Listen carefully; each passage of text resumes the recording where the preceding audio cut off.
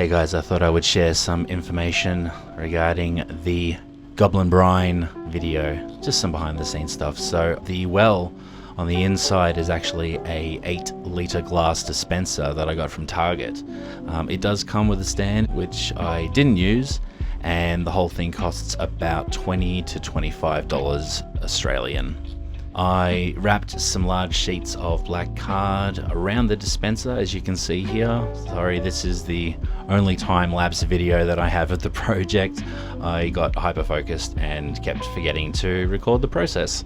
But the box came with a cardboard cover, which served as the base inspiration for the well lid, and this is just the very basic starting point, taping the card in place and getting ready for the next phase, which is the XPS foam. I bought about 1200 millimeters by 600 millimeters, about $20 Australian. This foam's density is better at withstanding intricate cuts and paints than your usual styrofoam. It won't take well to most glues, so I bought a specific adhesive spray for about 15 bucks. And then this is what became the basis for the stone bricks that I glued around the black card and fixed it in place overnight with some rubber bands. I used the box that the dispenser came in as the base for the cabin enclosure part. I added more cardboard as it took shape, just sort of reinforced it with some sticky tape, and then I bought a square sheet of turf for literally $5 from my local bargain shop just to add the grass element. I cut that in half and then removed a circle so that it wrapped around the well sort of near perfectly. The push part of the spigot wouldn't comfortably fit inside the box unless it was turned inward. So to enable ergonomic access to the pouring mechanism, I cut the entire box in half, stopping just short of the back, which remained uncut but folded. The front became a sort of a drawbridge sort of flap thing here. Check it out. Next came painting the well and the box, gluing the turf down and testing.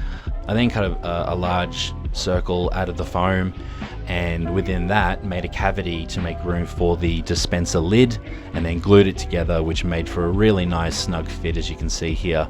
An unexpected bonus was the concrete-like grinding sound whenever I removed the lid or put it back on, which was pretty cool.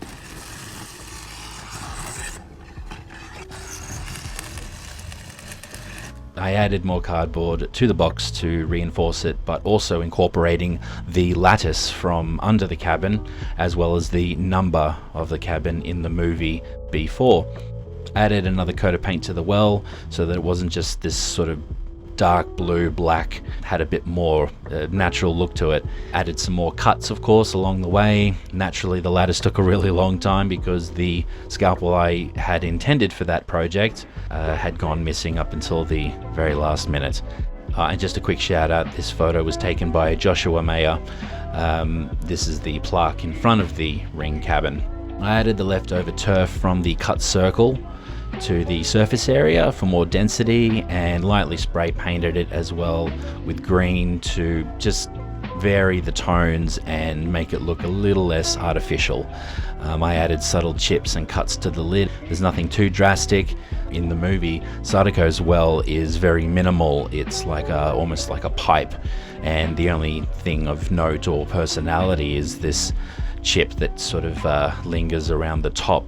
So I decided, from an aesthetic point of view, just to go with Samara's well, because I just found it was more intricate and just much more exciting to look at.